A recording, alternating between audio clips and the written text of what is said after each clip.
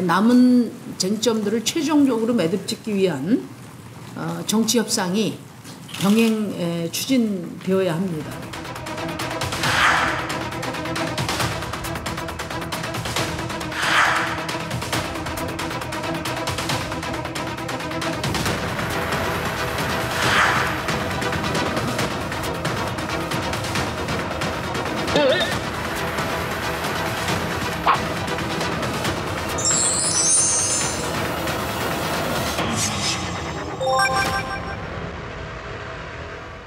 예, 이 국회에서 선거제 개혁 논의가 한창인데요. 이게 가능할지 한다면 어떻게 해야 될지 지금 정치개혁특별위원회 위원장, 예, 정의당 심상정 의원입니다. 어서 오십시오. 안녕하십니까? 반갑습니다. 지난해 10월부터 정치개혁특별위원회, 그러니까 이른바 정개특위에서 심 의원님이 위원장으로 일하고 계신데요.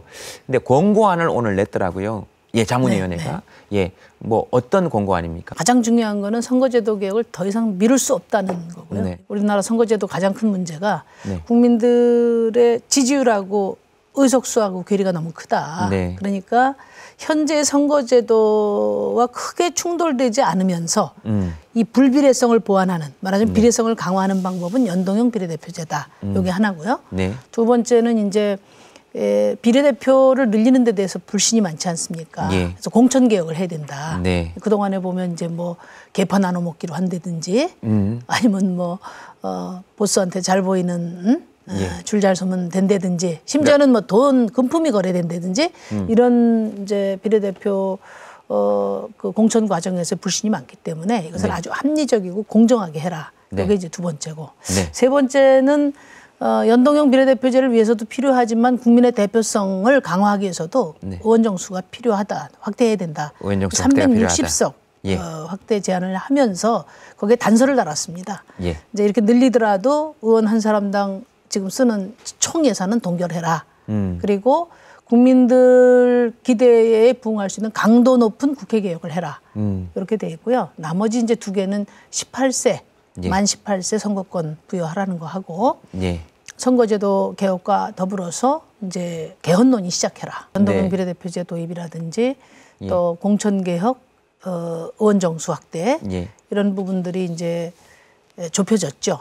그런데 아마 그러면은 국민들께서 궁금해하실 거예요. 뭐 혹시 정치적으로 편향성이 있나? 그러니까 심상정이 뭐 뜻에 따라 했나? 이렇게 이제 오해하실 수가 있는데 전혀. 전혀 그렇지 않고. 이거 구성이 18명으로 되어 있는데요. 여야가 추천하고 동의해서 구성한 것이고 대표적으로 이제 김형호 전 의장님하고 이제 정세균 의장님 그리고 학계, 언론계, 청년, 시민사회, 여성 이렇게 해서 뭐 골고루 공정하게 구성이 됐는데 거기서 이렇게 결론이 났다는 것은 매우 의미 있는 일이다. 대한민국의 중요 말하자면 뭐 오피니언 그룹들은 선거제도에 대해서 큰 방향의 합의를 보고 있는 거 아니냐 이렇게 볼 수도 있다고 봅니다. 네, 사실 이런 얘기는 사실 그게 정파를 떠나서 선관위에서도 꾸준하게 얘기를 해왔고요. 그죠? 어쨌든 국민의 뜻이 반영돼야 된다. 이 선관위는 어쨌든 중립적인 기관이니까 계속 꾸준하게 얘기가 됐는데 사실 의원님 입장에서는 이 부분에 대해서 좀 이렇게 이야기를 하시고 싶기도 할 것 같아요. 눈치가 보여서 잘 못합니다만. 눈치가 보여서? 무슨 눈치가 그렇게 보이십니까? 아니 이제 제가 중재를 해야 될 처지니까. 중재를 해야 될 처지니까. 그래서 여기 지금 댓글에서도 보면 연동형 비례대표제는 찬성한다. 그러나 죄송합니다. 국회의원 니들 더 늘려가지고 어떡할 거니? 이렇게 지금 얘기를 그러니까 국회의원 정수를 늘리는 데는 반대가 굉장히 많습니다. 그러니까 KBS에서 여론조사를 해봤더니 연동형 비례대표제에서는 46.4%가 찬성을 했고요. 찬성이 더 높습니다. 그러니까 거의 과반이 찬성을 하고 물론 팽팽하긴 하지만 의원 정수 확대에는 반대가 80%입니다. 79%니까 거의 80%인데요. 국민들 메시지는 분명합니다. 니들 못 믿겠다. 뭐 이쁜 짓을 해야 뭘. 저 이제 여론조사 연말 연시에 많이 했지 않습니까?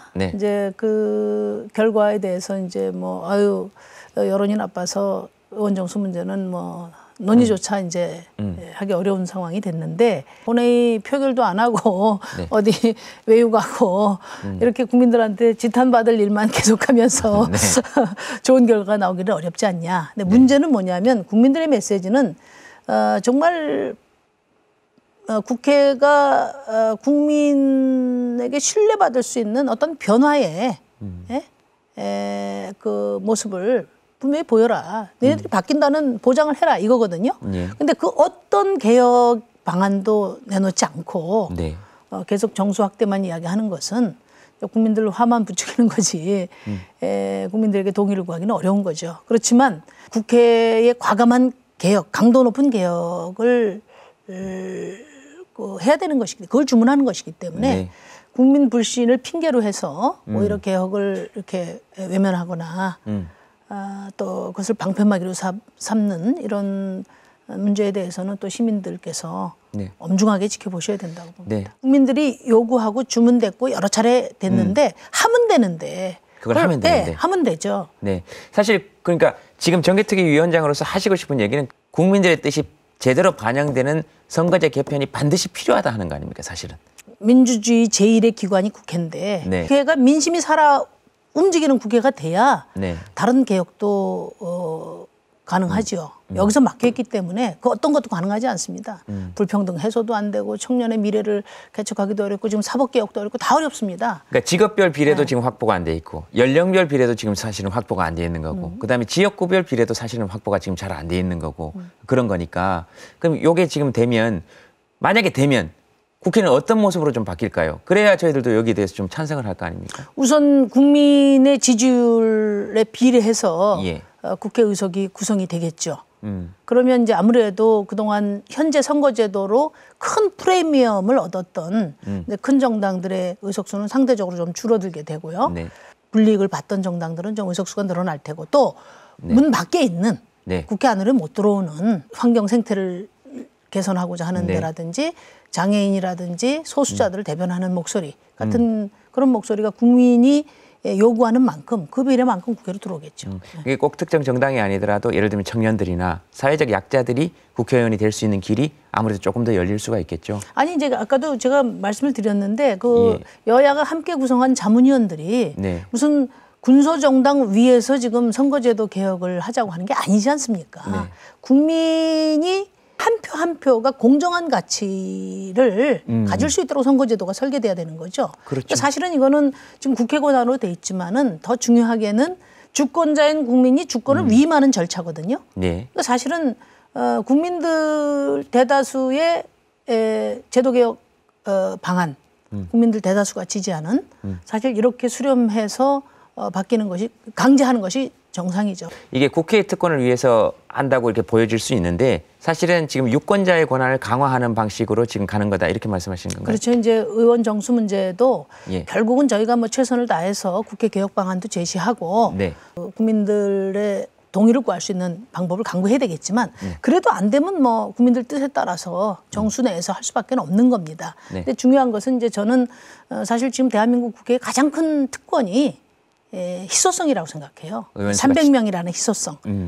그러니까 이 의원 정수가 확대되고 특권은 좀 내려놓고 하는 것이 국민의 눈높이에 다가가는 개혁에서 가장 중요하기 때문에 저는 이제 그 주장을 계속 하고 있는 거죠. 왜냐하면 네. 의원 정수가 지금처럼 작을 때는 개개인 한 사람이 휘두르는 권한이 크죠. 그렇죠. 아무래도. 그다음에 로비도 쉽습니다. 숫자가 작으니까. 예. 그리고 아무래도 돈 있고 힘 있는 사람들이 국회의원이 되게 돼 있어요. 접근성도 더 좋으니까. 그렇죠. 예. 그래서 의원 정수를 확대하되 세비나 이런 것들을 동결하고 예산은 동결하고 그것뿐만 아니라 지금 이야기한 어떤 외유에 대한 철저한 그런 통제라든지 강도 높은 개혁. 또 투명성 제고라든지 상시국회로 일하는 국회를 만든다든지 이런 어떤 과감한 개혁을 이번에 선거제도와 함께 같이 해야 된다는 게 저희 생각입니다. 예, 알겠습니다. 각 당의 분위기는 어떻습니까? 그러니까 중재를 해야 되니까 말씀하시기 조심스럽다 그러시는데 각 당의 분위기는 어떻습니까? 아무래도 뭐 그동안의 선거제도로 인한 프리미엄을 좀 내려놔야 되는 네. 큰 양당, 더불어민주당이나 자유한국당 같은 경우에는 적극적이지 않죠. 그런 것인데 오래간만에 의견 일치를 보나 보네요. 그런데 아직 뭐 서로 일치까지는 공식적으로 안 보고 있습니다만은 네. 원리상 그렇다는 거고. 네, 원리상 그냥 그렇게 보인다는 거고. 이제 더불어민주당 같은 경우는 대통령께서도 강력하게 예. 말씀을 하셨고. 대통령께서 그렇게 말씀하셨대요? 네, 대통령이? 올해는 또 당론이기 때문에 뭐 할 거라고 봅니다. 네. 뭐 지금 우리 김종민 간사가 적극적인 의지를 가지고 있고, 네. 다만 우리식 연동형 비례대표제 이렇게 이야기를 하는데 이제 민주당의 여러 조건들을 충분히 고려하는 안이 돼야 된다 이런 이제 얘기고요. 그래서 연동형 100%보다는 조금 조정된 조금 효과를 최소화하는 그런 방향에서 좀 검토 중인 것 같고, 자유한국당은 지금 뭐 아직 반대하는 목소리 이외에는 적극적인 대안이 아직 준비되어 있지는 않습니다. 뭐 원래 1월 말까지 네. 원내대표들이 합의를 했지 않습니까? 그래서 자유한국당에서도 좀 서둘러야 되지 않을까. 네. 하여튼 뭐 저는 네. 예전과 다른 것은 예. 과거에는 사실 뭐 선거제도는 국민들 관심 없다. 그러니까 이제 결국 큰 당들의 어떤 당리당략 앞에 다 좌초가 됐거든요. 네. 근데 올해는 전 다르다고 봅니다. 네. 지금 국민들이 선거제도 개혁에 대해서 뭐 구체적인 제도 설계에 대해서는 뭐 여러 의견이 있지만은 강력한 주문이 있는 것이고, 그렇죠. 동료 의원님들이 여야를 불문하고 현재의 이런 소모적인 대결 정치하에서는 국회의원 개개인이 헌법상의 책임도 다하기 어렵고 자존감마저 훼손된다는 생각을 많이 해요. 저희 정개특위가 좀 주도적으로 합의안을 만들어 볼 생각입니다. 예. 많이 도와주십시오. 알겠습니다. 국민 여러분, 선거제도 개혁의 달이 차오르고 있습니다. 함께 갑시다. 알겠습니다. 아마 그게 국민 여러분께 꼭 드리고 싶은 말씀이기도 하고 신청곡의 의미이기도 한 것 같습니다. 알겠습니다. 늦은 밤 나와주셔서 고맙습니다. 네, 감사합니다. 감사합니다. 네, 고맙습니다.